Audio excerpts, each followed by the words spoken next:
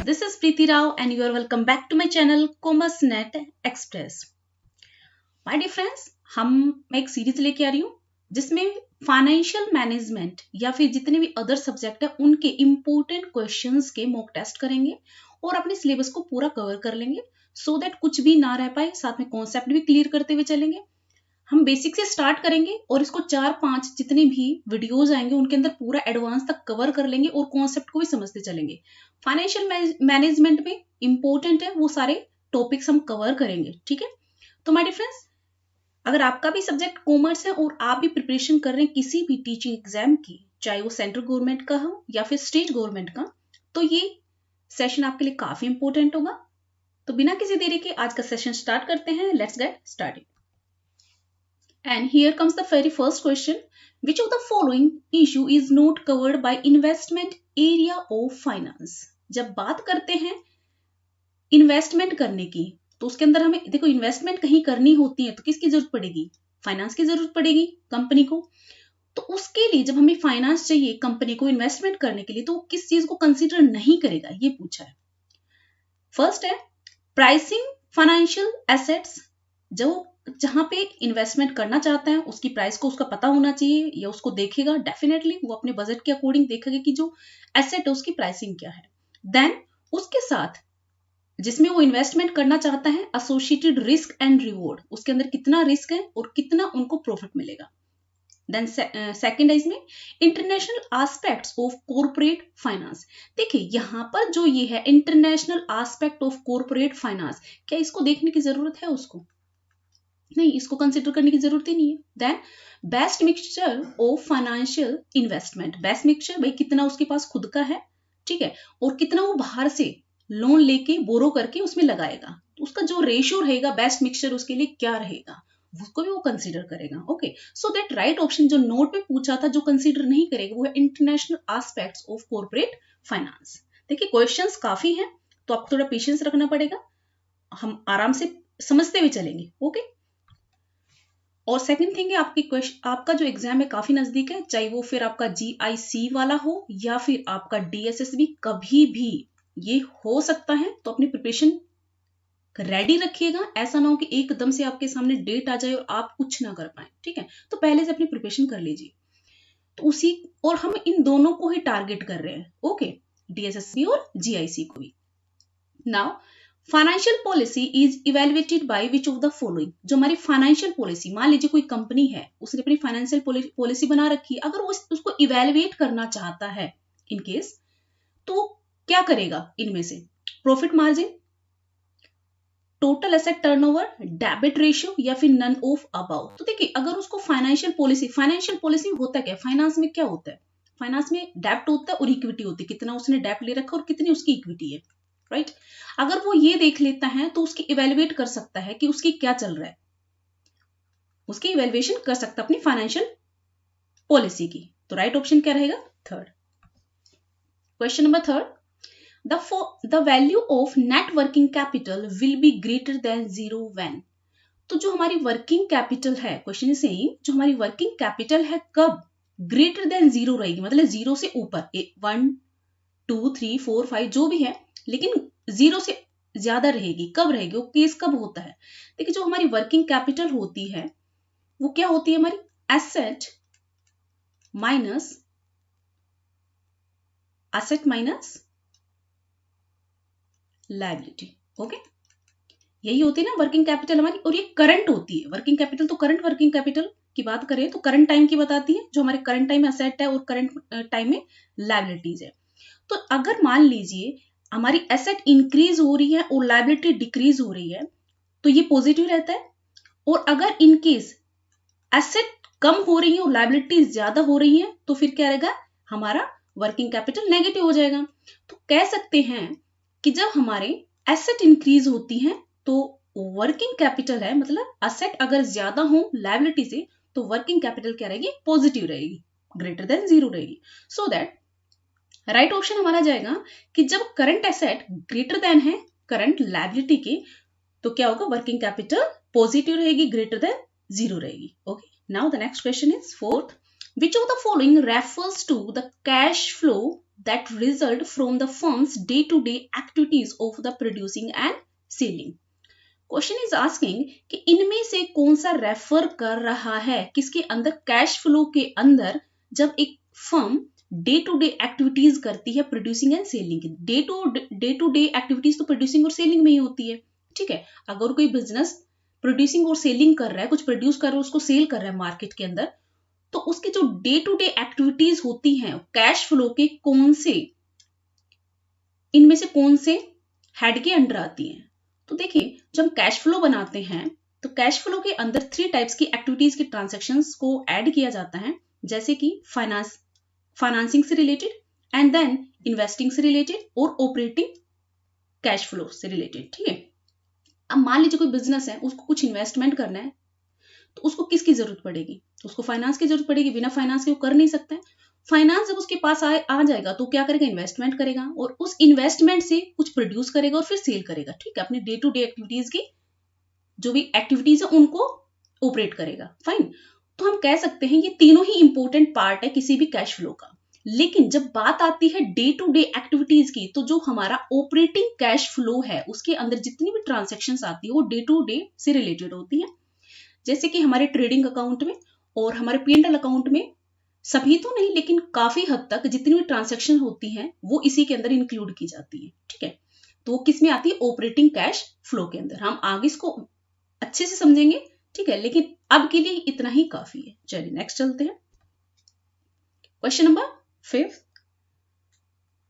Finance is vital for which of the following business activities. जो हमारा finance होता है किसी भी बिजनेस, कौन सी वो बिजनेस एक्टिविटीज हैं जिसके लिए इंपॉर्टेंट है, वाइटल पूछा है. तो बताइए, कोई बिजनेस एक्टिविटीज हो रही हैं, क्या वो बिना फाइनेंस की हो जाएंगी? ऐसा तो नहीं हो सकता है ना. तो कोई भी बिजनेस है वो पूरा डिपेंड किसके ऊपर करता है, उसके फाइनेंस के ऊपर. सो दैट क्वेश्चन सेइंग कि फर्स्ट है marketing research, producing, product pricing, design of marketing and distribution channel, या फिर ऑल ऑफ द अबव. तो राइट ऑप्शन डेफिनेटली आपका ऑल ऑफ द अबव रहेगा. अगर आपको मार्केटिंग को डिजाइन करना है या डिस्ट्रीब्यूट चैनल को कंसीडर करना है तो उसके अंदर आपको किसकी जरूरत पड़ेगी, फाइनेंस की जरूरत पड़ेगी. इसके बाद आपको प्रोडक्ट की प्राइसिंग भी देखनी है क्योंकि वहीं से आपका रेवेन्यू जनरेट होगा. देन मार्केटिंग रिसर्च, आप मार्केटिंग रिसर्च करें अपने प्रोडक्ट के लिए तो भी आपको फाइनेंस की रिक्वायरमेंट रहेगी. So that right option is 4th. Question 6. Standard company had net cell. एक कंपनी है जिसका नेट सेल है 7,50,000. ठीक है, over the past year. During that time, average receivable were 1,50,000. Assuming a 365 days year, what was the average collection period? आपको average collection period बताना है. बहुत ही सिंपल सा क्वेश्चन है और सिंपल मैंने ये, क्योंकि ये FM का फर्स्ट मॉक टेस्ट है तो मैंने इसमें सिंपल ली है. धीरे धीरे हम एडवांस पे चलेंगे. ठीक है, तो इसमें देखिए, अगर मान लीजिए आपको एवरेज कलेक्शन पीरियड निकालना है कि अपने जितने भी डेटर्स हैं उनसे आप कितने टाइम में रिसीव कर रहे हो. ठीक है, तो उसका एवरेज कलेक्शन पीरियड निकालना है. तो हमारी जो नेट सेल है वो कितनी है, 7,50,000 और एवरेज रिसीवेबल है 1,50,000. तो बिल्कुल सिंपल क्वेश्चन है. 1,50,000 अपॉन जो हमारी नेट सेल है वो कितनी है, 7,50,000. और इसको जो हमारे देखिए एक ईयर में कितने डेज दे रखे, 365. इसने डायरेक्टली मेंशन कर रखा है. तो हम इसको जो सोल्व करेंगे तो क्या आएगा, 5 7 जा 35 एंड देन 3 पे जाएगा 15 पे. राइट ऑप्शन इसका रहेगा 4. Okay, now the next question is question number 7. Which of the following terms refers to the use of डेब्ट फाइनेंस.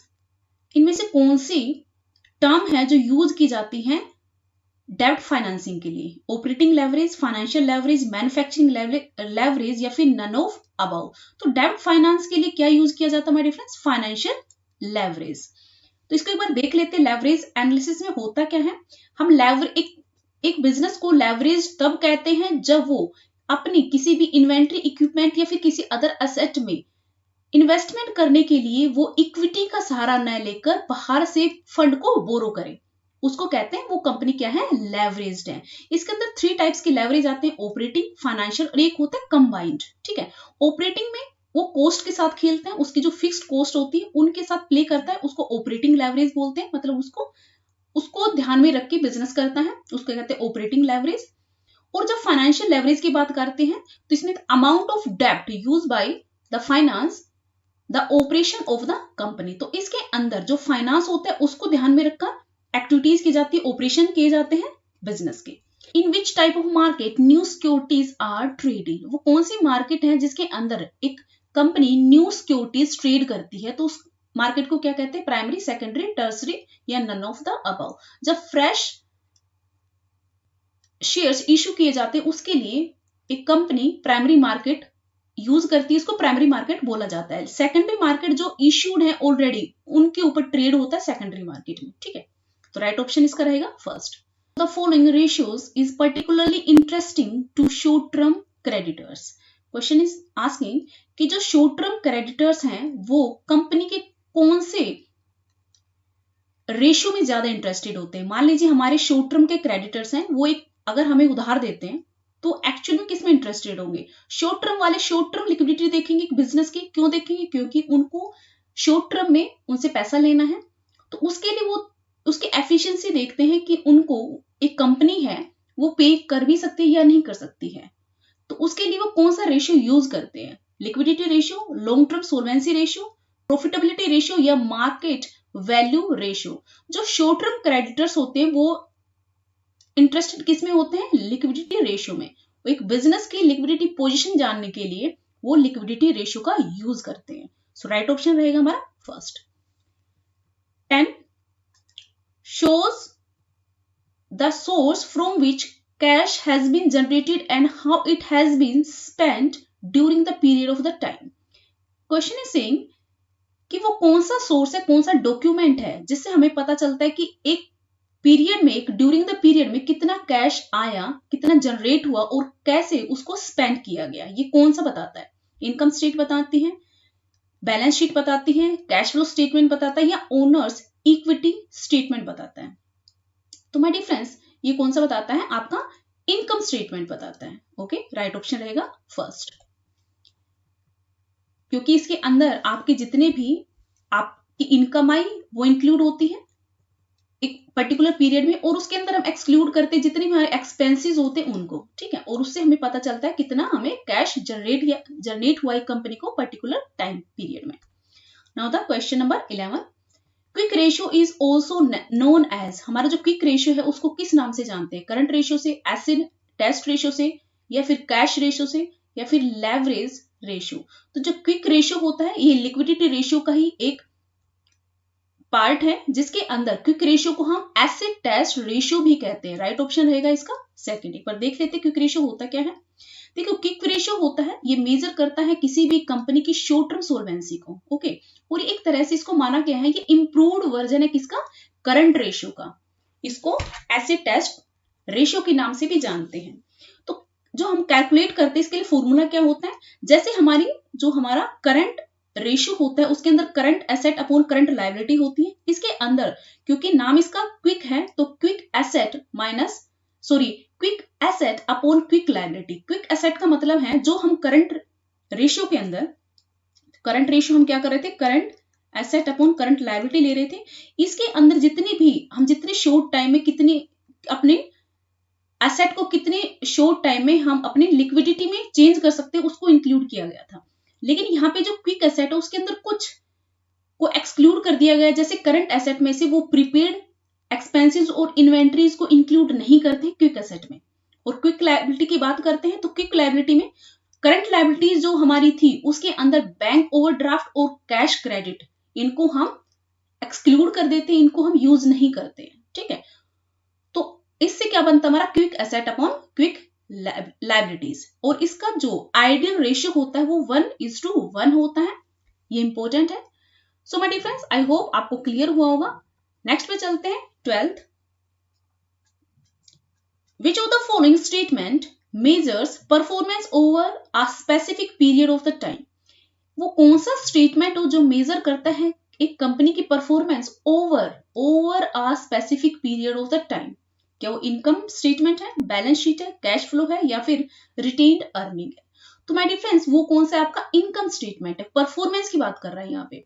परफॉर्मेंस का मतलब हमें बैलेंस शीट नहीं लगा सकते क्योंकि बैलेंस शीट में तो एक पर्टिकुलर टाइम के ऊपर, एक डेट के ऊपर कि हमारा at the end of the year हमारे पास मान लीजिए हमारी हुई 31 ऑफ मार्च, ठीक है, इस डेट के ऊपर हमारा बैलेंस एक एसेट का कितना रह गया, कैश का कितना, तो बैलेंस बताता है कि इस पर्टिकुलर डेट के ऊपर क्या हमारा बैलेंस है। लेकिन जब performance over a specific period की बात करें तो हमारा इनकम स्टेटमेंट बताता है कि एक बिजनेस के अंदर कितनी इनकम आई और उसने कितने एक्सपेंसेस किए। तो राइट ऑप्शन इसका रहेगा फर्स्ट, क्योंकि वो पर्टिकुलर ईयर के बारे में बताता है। जैसे 2020 के बारे में बताए तो पर्टिकुलर ईयर के अंदर जितनी भी उसने इनकम की और एक्सपेंसेस की उसके बारे में बताएगा, मतलब एक परफॉर्मेंस के बारे में बताएगा। वो कौन है? First income statement. Question 14, a portion of profit which a company retains itself for the further expansion is known as, एक उसको डिविडेंड बोलते हैं, रिटेन अर्निंग बोलते हैं, कैपिटल गेन बोलते हैं, या फिर नन ऑफ अबव। काफी लड्डू क्वेश्चन है। तो मैं डिफरेंस उसको क्या बोलते हैं? Retained earning. मान लीजिए कोई बिजनेस है, उसने अपनी प्रॉफिट कमाया, कुछ पार्ट उसने as a dividend share holders को दे दिया और कुछ अपना आगे फर्दर इन्वेस्टमेंट के लिए रिटेन अर्निंग रख ली, तो उसको बोलते हैं retained earnings. Question 15, which of the following statement shows asset, liability and net worth as a specific date? एक स्पेसिफिक डेट के अंदर हमारे पास एक कंपनी के पास कितनी एसेट है, कितनी लायबिलिटी है और उसके नेट वर्थ क्या है, वो कौन सा स्टेटमेंट है? Income statement, balance sheet, owners equity statement या फिर कैश फ्लो स्टेटमेंट। तो राइट ऑप्शन रहेगा, काफी लड्डू क्वेश्चन है, सभी बता सकते हैं, उसको कहते हैं बैलेंस शीट। ठीक है, एक साइड एसेट होते हैं, दूसरी साइड लायबिलिटीज होती है और नेटवर्थ को बताता है। Now the 16, which one of the following is not a liquidity ratio? इनमें से लिक्विडिटी रेशियो कौन सा नहीं है? Current ratio, quick ratio, cash coverage ratio या फिर कैश रेशियो। तो माय डिफरेंस, लिक्विडिटी रेशियो में करंट रेशियो भी आता है, क्विक रेशियो भी आता है और कैश रेशियो भी आता है, लेकिन कैश कवरेज इसके अंदर इसका कोई नाम नहीं है। तो राइट ऑप्शन रहेगा थर्ड। इसको देखते हैं एक बार। लिक्विडिटी रेशियो क्या होता है कि आइडिया देता है कंपनी की एबिलिटी कि वो अपनी एसेट को कितनी जल्दी से जल्दी कैश में कन्वर्ट कर सकती है, तो उसके लिक्विडिटी पोजीशन का पता चल जाता है। तो उसके हम क्या करते हैं, किस पे अटेंशन होता है? हमारी करंट लायबिलिटी और करंट एसेट को देखा जाता है। तो इसके अंदर जो लिक्विडिटी रेशियो होता है उसके अंदर अदर कौन कौन से आते हैं? एक तो करंट रेशियो आता है, लिक्विडिटी रेशियो के एक करंट रेशियो होता है, एक क्विक रेशियो होता है, एक कैश रेशियो होता है और एक डिफेंसिव इंटरवल रेशियो होता है। करंट रेशियो किसमें क्या क्या इंक्लूड करते हैं? Current asset upon current liability, ये एसेट आएगा यहाँ पे, current asset upon current liability. ऐसे क्विक रेशियो हमने फर्दर पहले देखा था। कैश रेशियो की बात करें तो इसमें टोटल कैश और cash equivalent upon current liability. और डिफेंसिव की बात करते हैं, the ratio gives an idea whether liquid assets are enough to cover the daily cash requirement, क्योंकि डेली कैश रिक्वायरमेंट की जरूरत होती है, तो जो हमारी लिक्विड एसेट है क्या वो इनफ है हमारे लिए, उसको बताता है। तो liquid asset upon daily cash requirement, ये होता है defensive interval ratio. Now the next question is 17, which of the following ratio gives an idea as to how efficient management is at using its asset to generate earning? यहाँ पे जो पूछा है वो पूछा है कि वो कौन सा रेशियो है जो आइडिया देता है हाउ एफिशिएंट मैनेजमेंट, किसका? एसेट को यूज करने का। वो कौन सा रेशियो है जो बताएगा कि एक बिजनेस है कितना एफिशिएंटली यूज कर रहा है अपने एसेट को जनरेट करने के लिए अर्निंग्स। क्या प्रॉफिट मार्जिन है, रिटर्न ऑन एसेट्स है, रिटर्न ऑन इक्विटी है या टोटल एसेट टर्नओवर है? तो एफिशिएंट मैनेजमेंट कौन बताता है? प्रॉफिट मार्जिन बताता है आपका। ओके, राइट ऑप्शन रहेगा प्रॉफिट मार्जिन की। आपको प्रॉफिट मार्जिन कितना मिल रहा है उसी से आप पता चलेगा कि आप एफिशिएंटली एसेट को कैसे मैनेज कर रहे हैं। Now the next question is 18, which of the following is an example of capital spending? Capital spending मतलब कैपिटल बस्टिंग की बात करें तो इनमें से कौन सा एग्जाम्पल है? परचेज ऑफ फिक्स्ड एसेट, आप एक बिजनेस है, इन्वेस्टमेंट करना चाहती है, एक मशीनरी या कोई भी इक्विपमेंट खरीदना चाहती है, तो उसके लिए वो क्या करेगी? अपना बजट देखिए, बजट बनाएगी। तो उसके लिए ये बिल्कुल करेक्ट है कि लॉन्ग टाइम के लिए आप अपने एसेट में क्या कर रहे हो? इन्वेस्टमेंट कर रहे हो, तो उसी को कैपिटल बस्टिंग कहते हैं। Decrease in the net working capital, ये वर्किंग कैपिटल से रिलेटेड मतलब करंट से रिलेटेड है, तो ये दोनों तो आएंगे ही नहीं, केवल हमारा क्या आएगा, परचेज ऑफ फिक्स्ड एसेट, यही हमारा कैपिटल स्पेंडिंग का एग्जांपल है। कैपिटल बस्टिंग होता क्या है? Capital budgeting the process of planning for the purchase of long term asset. Capital budgeting का मतलब क्या होता है कि जब एक बिजनेस प्लानिंग करता है अपनी लॉन्ग टर्म एसेट को परचेज करने का, तो उसको कैपिटल बस्टिंग कहते हैं। जैसे कि एग्जांपल दिए हैं कि एक फर्म है, डिसाइड करती है कि उसको एक नई प्लास्टिक मॉडलिंग मशीन खरीदनी है 1,27,000 की। अब वो कैसे डिसाइड करेगा कि इसका, फर्स्ट ऑफ ऑल तो इसका प्राइस देखेगा, उसकी प्रॉफिटेबिलिटी देखेगा, उसके अंदर क्या प्रॉफिट है, उसके अंदर कितना रिटर्न है और कितना रिवॉर्ड है, ठीक है। तो उसको कहते हैं हम कैपिटल बस्टिंग, एक तरह से प्रोसेस है ये। Now question number 19, a company having a current ratio of 1 will have the net working capital। एक कंपनी है जिसका करंट रेशियो 1 आ रहा है, तो उसकी नेट वर्किंग कैपिटल कैसी, क्या क्या क्या समझेंगे उसको? पॉजिटिव बोलेंगे, नेगेटिव बोलेंगे, जीरो बोलेंगे, नन ऑफ द अबव बोलेंगे। तो माय डियर फ्रेंड्स, जो हमारा करंट रेशियो, जैसे मैंने आपको बताया, करंट रेशियो किसका? लिक्विडिटी रेशियो का ही एक पार्ट है, जिसमें इसमें करंट रेशियो में हम अपने बिजनेस की करंट एसेट और करंट लायबिलिटी को देखते हैं कि हमारी कितनी एसेट और कितनी लायबिलिटीज बन रही है कंपनी की। ये मेजर करता है liquidity stand of firm. High the ratio, higher the liquidity and vice versa. और इसका जो आइडियल करंट रेशियो है 1:1 होता है।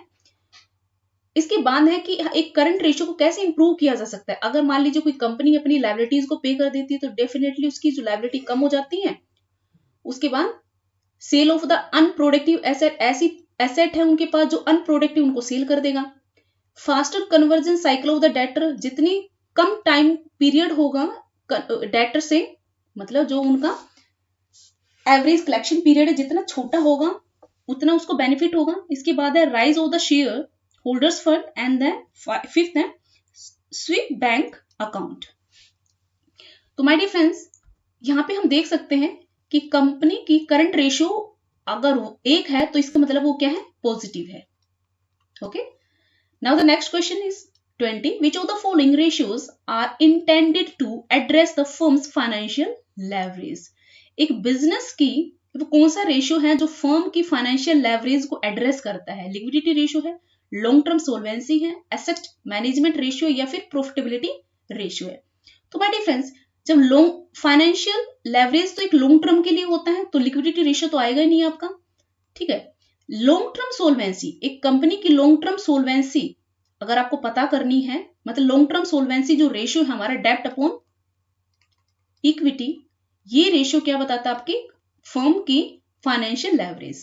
राइट ऑप्शन इसका रहेगा सेकंड। नेक्स्ट है 21st, accounting definition of the income is. एक अकाउंटिंग डेफिनेशन, एक इनकम जो स्टेटमेंट होती है उसके अंदर हम इनकम देखते हैं अपनी कंपनी की कितनी इनकम रही। तो उसके लिए क्या करते हैं हम लोग?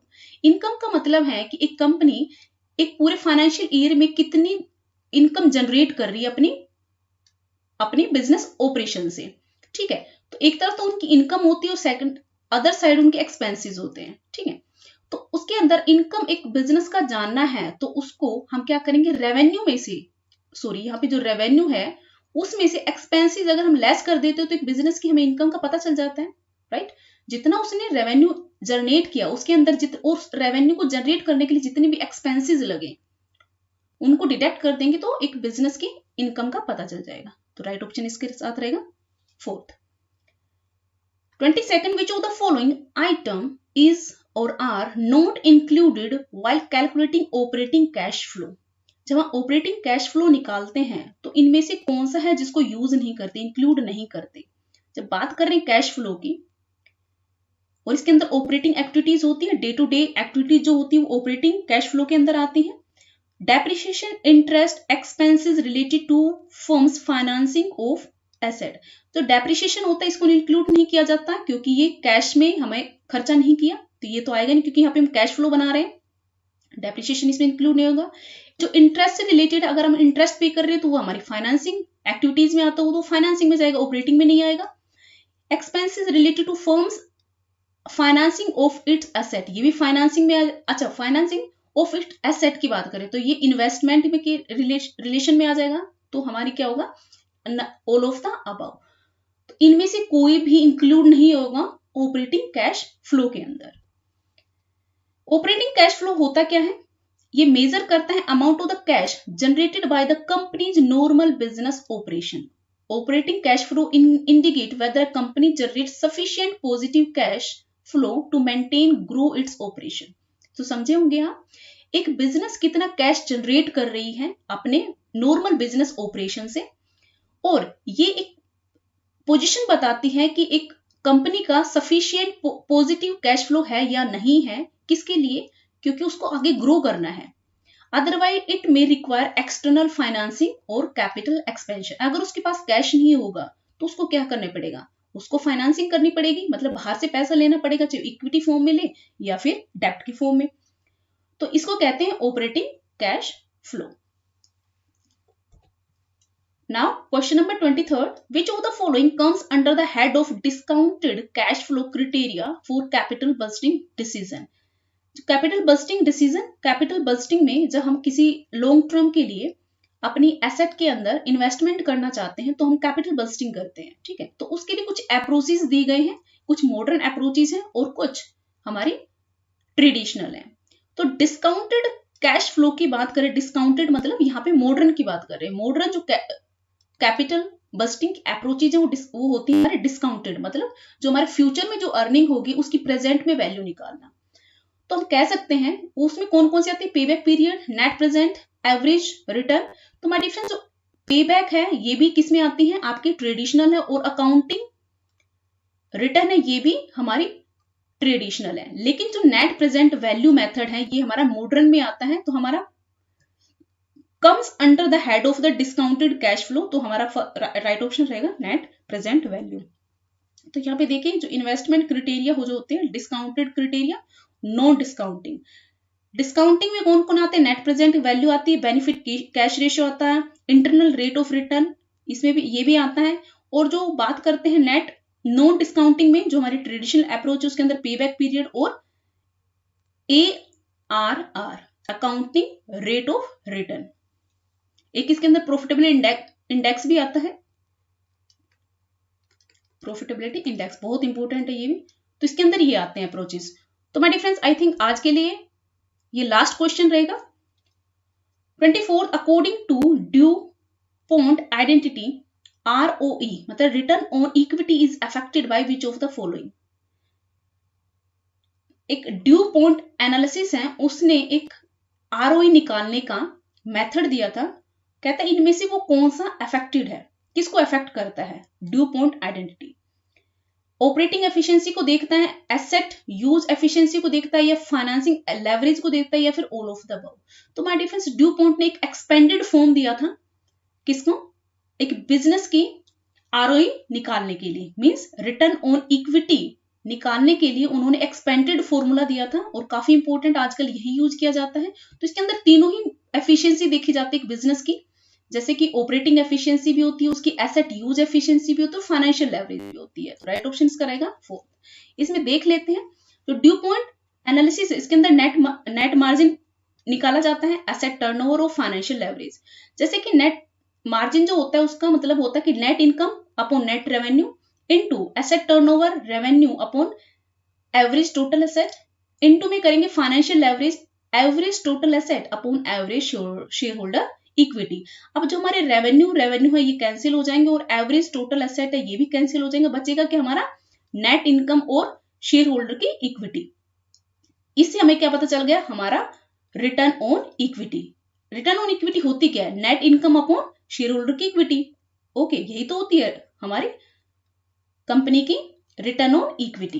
तो इससे हमारा रिटर्न ऑन इक्विटी निकल जाती है। तो उन्होंने एक एक्सपेंडेड फॉर्मूला दिया था इसके लिए कि एक बिजनेस का सिर्फ हमें जो पहले जो फॉर्मूला था रिटर्न ऑन इक्विटी निकालने का, वो सिर्फ यही था कि net income upon average share holder की इक्विटी देख लो और आपको रिटर्न ऑन इक्विटी पता चल जाएगा। लेकिन उन्होंने एक्सपेंड कर दिया इसको, इसके अंदर उसने एसेट टर्नओवर को भी इंक्लूड किया और फाइनेंशियल लेवरेज को भी इंक्लूड किया। ओके, और इस तरह से एक बिजनेस की हेल्थ देख सकते हैं कि बिजनेस कितना प्रॉफिट कमा रहा है, कितना रिटर्न दे रहा है। तो राइट ऑप्शन इसके पास कौन सा रहेगा? All of the above. तो my dear friends, this is all about today. Thank you so much, good luck, good bye.